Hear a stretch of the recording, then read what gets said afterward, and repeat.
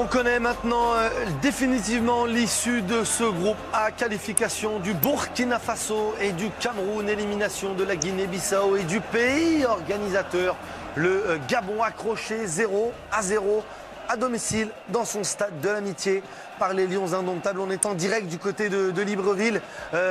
Messieurs, d'abord on va donner la parole à notre représentant du Gabon. Shems, ça n'est pas passé en faisant 3 matchs nuls. Est-ce que le Gabon, vu ce qui a été fait depuis le début de la compétition, méritait finalement mieux? Moi, je suis persuadé que le Gabon méritait mieux. Le Gabon est passé contre les 2 premiers matchs. C'était là que la qualification devait se faire. On connaissait très bien que le Cameroun, c'est un grand pays de football. Ça devait être difficile. Il aurait fallu bien négocier les matchs contre la Guinée-Bissau. Ensuite, contre le Burkina Faso, surtout qu'il y a eu des occasions pour tuer ces matchs-là. Le regret, il est là, pas aujourd'hui. Aujourd'hui, je suis très fier d'eux. Parce que quand je vois le contenu global du match, l'envie, l'entame, la folie, ce que je disais récemment, ils ont mis ce qu'il fallait. Il y a eu cette occasion manquée qui, justement, a conditionné le reste du match. Voilà, il y a un peu d'amertume, mais le Gabon méritait mieux, j'ai envie de dire. Le Cameroun est et restera pour toujours, de toute façon, quoi qu'il arrive pour la suite de la compétition, une référence dans le football africain, même avec peut-être une génération de transition. C'est le cas ce soir avec ce 0-0 et cette qualification obtenue pour l'écart, Bernard. Je suis content du, je vais pas dire du résultat, la qualification. On sait que c'est important, la qualification, mais je reste un peu déçu du contenu. Je pense que du moment où on savait que le Burkina Faso menait de l'autre côté, il fallait finir premier. C'était l'objectif. Et quand je vois la composition de cette équipe au départ, c'était pas mal. Mais après, quand on sait que le Burkina Faso mène 1-0, on fait les changements qu'il faut. Je suis un peu déçu vers la fin du match parce qu'on aurait pu faire mieux. On a eu trop de chance parce que le Gabon a fait un très beau match, d'entrée comme à la fin aussi. On passe vraiment à côté et je pense que ça peut nous porter chance aussi pour l'avenir. Oui, on peut utiliser ça comme ça. Hassan, on est en difficulté, mais ça passe quand même avec parfois pas mal de réussite. On s'en sort, on est qualifié pour les quarts de finale de cette Coupe d'Afrique des Nations. Oui, moi en tant que supporter et pas spécialiste de football, moi je suis content de l'issue du match. Mais je pense qu'on aurait pu faire mieux parce que quand on regarde la fin, on a quand même eu peur. Et on peut dédier ce match à Ondoa qui a fait un super arrêt à la dernière minute. Ça aurait porté préjudice. Exceptionnel, on voit toutes ces actions. On va retrouver le sélectionneur de cette formation des Lions indomptables du Cameroun avec Baptiste Vendroux. Hugo Brosse. Oui, l'entraîneur belge de cette formation du Cameroun. Votre cœur, il bat à 10 000 à l'heure, là, coach. Ça s'est passé de façon pénible, la fin de match. Oui, je pense que notre début était très mauvais et la fin du match était aussi très mauvais. Donc 2 fois, on peut encaisser un but. Et ça, c'est dommage naturellement, surtout quand on est si près de la fin. Et alors, on voit encore des joueurs qui laissent aller leurs joueurs. C'est inadmissible. C'était prévisible de subir, notamment dans les 20 premières minutes. Vous êtes parvenu à résister. Je pense qu'on n'était pas prêt. Et ça, c'est naturellement pas bon. On avait encore dit, faites attention au début du match parce qu'ils vont essayer de mettre directement la pression. C'est ce qu'ils avaient à faire parce qu'il fallait gagner le match. Mais mes joueurs n'étaient pas prêts et les premières 10 minutes, on a subi le jeu et le Gabon a eu quelques occasions, quelques belles occasions. Il y a du positif quand même, c'est la qualification, coach. C'est plutôt pas mal ça, non? Non, naturellement, mais enfin, c'est encore un petit peu, comment je dirais... C'est tiré par les cheveux, vous trouvez? L'adrénaline du match qui travaille encore un petit peu maintenant. Et c'est comme vous dites, quand tu vois notre dernière 5 minutes, ben oui, à ce moment-là, tu peux avoir un but, alors c'est tout à fait une autre situation. Merci coach, félicitations pour la qualification, merci. Et ce sera face au Sénégal pour les quarts de finale de cette compétition. Avant de reparler du match entre le Burkina et la Guinée-Bissau, qualification du Burkina Faso, on revient sur cette action exceptionnelle en fin de match. Là, on veut écouter les 2 camps. Oui. Le Gabon, Bouanga et Ndong ne vont pas dormir, tout comme Aubameyang qui a loupé cette énorme occasion en début de match. Ils vont la revoir très très longtemps, cette action à Shams. Tout à fait, dans leur tête, la tête de Denis Bouanga, qui a été pour moi vraiment, comme je le disais tantôt en début d'émission, la révélation gabonaise de cette compétition, du leader naturel technique, Pierre-Emerick Aubameyang, qui va s'en vouloir. Mais c'est le football, j'ai envie de dire, et tout un pays qui ne va pas dormir. Je pense qu'aujourd'hui, le Gabon a démontré quand même qu'il pouvait être à la hauteur d'une grande nation du football comme le Cameroun. Ils ont pratiquement marché sur cette rencontre, je ne veux pas dire totalement, mais ils ont eu les meilleures actions de but, et franches. Et cet arrêt Ça vaut un but, à ce moment du match, à la fin du match pratiquement, qui est une qualification pour le Gabon. Et tout le mérite revient vraiment au doigt le gardien camerounais qui vraiment sorti de nulle part et a sorti ce ballon qui était imparable. Quelle rage quand il se relève, Hassan. Je pense qu'il n'y a pas que le Gabon qui va dormir avec cette image. Je pense que lui-même, le gardien et l'équipe du Cameroun, ils vont revisionner ça.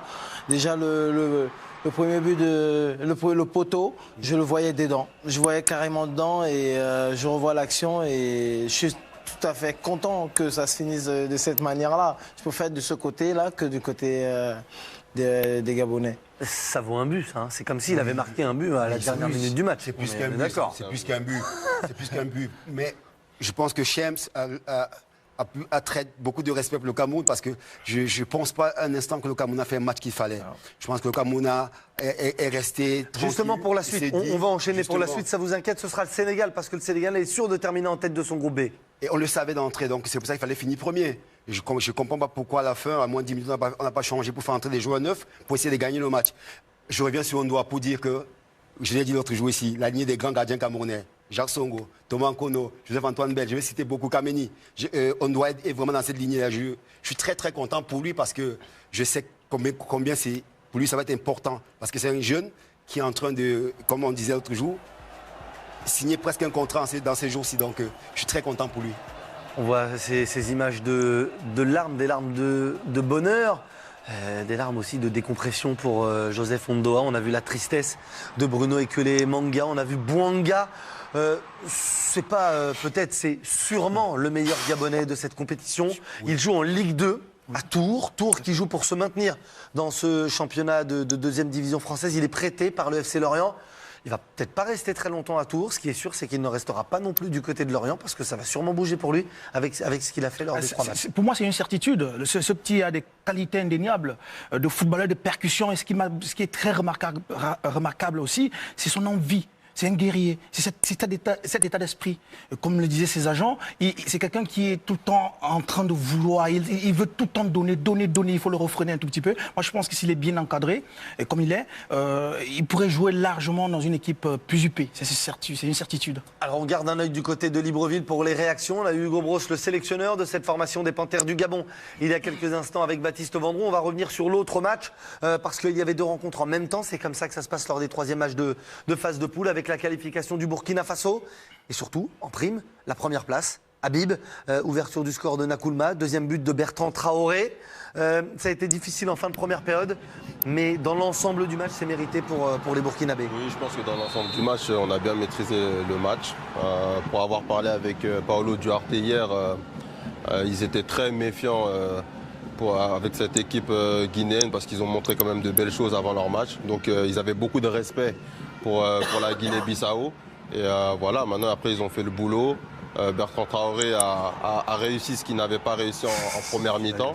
Et ça a donné la victoire. Comme j'avais dit au début, c'était ces joueurs-là qui étaient censés nous propulser en quart de finale et ils ont réussi à le faire. Donc je leur tire mon chapeau et je suis très heureux ce soir. Ils sont sur tous les buts. On voit ce ballon d'Alain Traoré, Nakoulma opportuniste, et puis on voit ensuite Bertrand Traoré qui vient terminer l'action sur le but du break. Quel travail de Nakoulma, un des très gros joueurs de cette formation burkinabèse. Avant de vous entendre, Douane, à propos sûrement de votre fierté en ce qui concerne la Guinée-Bissau, la première place, elle est importante parce que ça assure quand même de ne pas jouer contre l'ogre sénégalais pour l'écart. C'est clair que la première place est très importante parce qu'aujourd'hui, quand on regarde toutes les nations de cette CAN, le Sénégal a vraiment montré de très belles choses.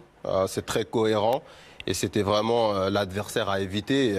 Donc pour le Burkina, c'est une très belle chose.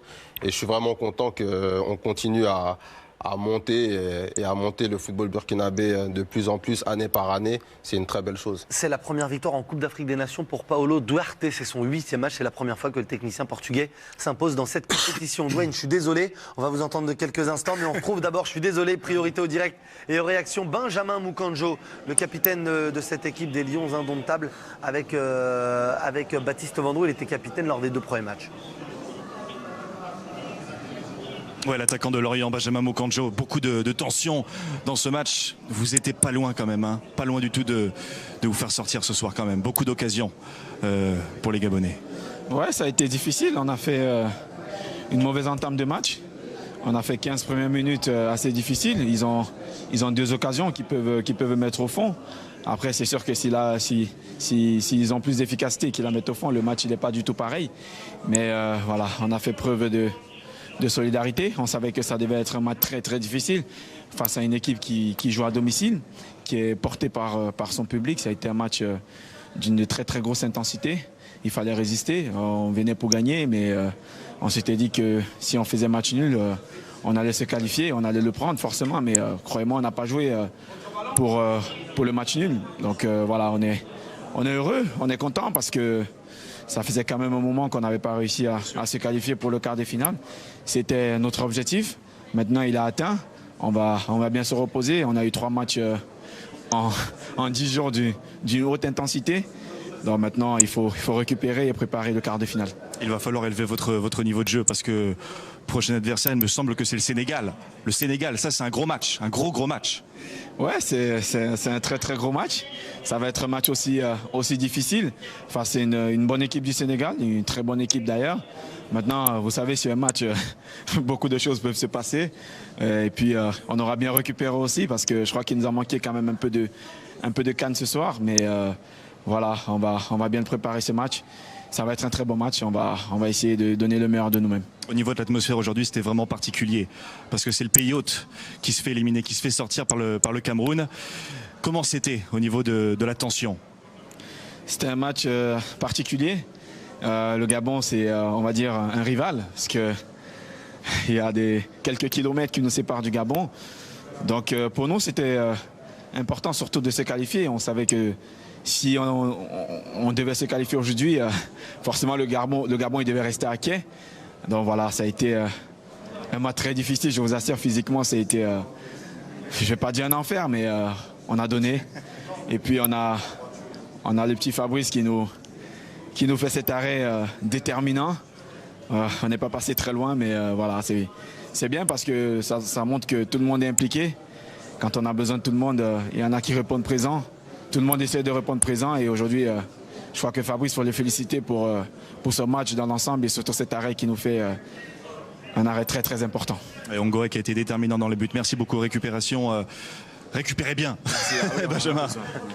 Baptiste, on vous garde quelques instants. Parlez-nous un petit peu de l'ambiance autour du stade, autour de cette rencontre. On s'inquiétait avec une issue négative pour les Gabonais. C'est le cas. Comment vous ressentez l'atmosphère ? C'est pesant. L'atmosphère est très pesant ici dans ce stade de Libreville. On n'aura pas de réaction pour les Gabonais. Tout le monde refuse de parler. Pierre-Emerick Aubameyang est parti directement dans les vestiaires en tapant notamment dans le tunnel, dans les murs. Beaucoup de frustration évidemment du côté des Panthères qui se font sortir de leur propre compétition. Et ça, c'est peut-être un drame national pour le peuple gabonais. Pendant qu'on voit les tableaux de ce groupe A avec la première place pour le Burkina Faso, la deuxième place pour le Cameroun, troisième place pour le Gabon et quatrième place pour la Guinée-Bissau. On va vous laisser peut-être le mot de la fin. Dwayne, c'est la première participation. Votre pays a été plus qu'un faire-valoir dans cette compétition. Je pense qu'on n'a pas à rougir. On a fait de très bons matchs. Les joueurs sont donnés à fond. Et on sort, malgré on finit à la dernière place, mais je pense qu'on avait un groupe très difficile à jouer. Et malgré ça, on a quand même montré qu'on avait des très bons joueurs et on avait une bonne fédération qui peut évoluer. Je pense que pour la suite... vous avez confiance pour l'avenir? On verra la Guinée-Bissau? Moi, je suis confiant pour mon pays d'origine. même malgré que je suis né au Sénégal, mais je suis confiant. Bon, alors, je me suis peut-être un petit peu trompé, c'est pas le maillot, c'est le survêtement, tout ce qu'il y a autour. Voilà, on vous souhaite le maillot aussi pour l'équipe, mais vous êtes l'équipe entière de cette équipe. Voilà, je suis tout cette équipe. Ah bah alors, on espère qu'ils seront avec une petite photo de vous sur le cœur. Merci beaucoup d'avoir été avec nous. Merci, Shems. Il n'y a plus le Gabon, mais on est sûr d'avoir jusqu'au bout de la compétition cette chanson avec nous. Oyayo. Oyayo, c'est l'hymne de la CAN, c'est l'hymne des supporters, c'est l'hymne de tous les pays. Et c'est normal. Et je suis très content, très honoré que Oyayo soit choisi par Beansport pour emporter et animer cette CAN. Et ça me va droit au cœur et je suis très satisfait. Merci beaucoup, Smaïn. Merci beaucoup, Shems, d'avoir été avec nous. On vous dit pas au revoir, on vous dit juste à bientôt. On va se revoir très vite ce week-end. Ça se passera ce samedi 17h et 20h. Premier quart de finale connu, c'est le Cameroun contre le Sénégal, premier du groupe B. Puis le Burkina Faso contre l'Algérie, peut-être, on ne sait pas. Peut-être, on ne sait pas. S'il arrive un miracle demain du côté de Franceville, on ne sait pas. Mais bon, ça semblerait plus proche pour être un quart de finale entre le Burkina Faso et la Tunisie. Ces deux matchs à suivre demain en direct et en exclusivité sur Beansport. Merci à vous de nous avoir été fidèles. Rendez-vous 19h30. On va être encore ensemble pendant 15 jours pour cette Coupe d'Afrique des Nations pour notre plus grand plaisir. On espère pour le vôtre aussi. Bonne soirée. Ciao.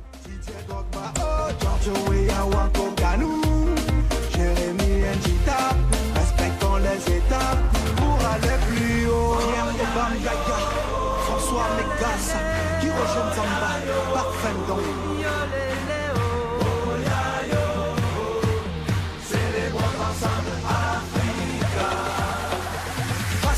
Passe-moi la balle, je dribble, feinte, tire, marque le but. J'ai la technique idéale, personne n'égale, le public, je le régale.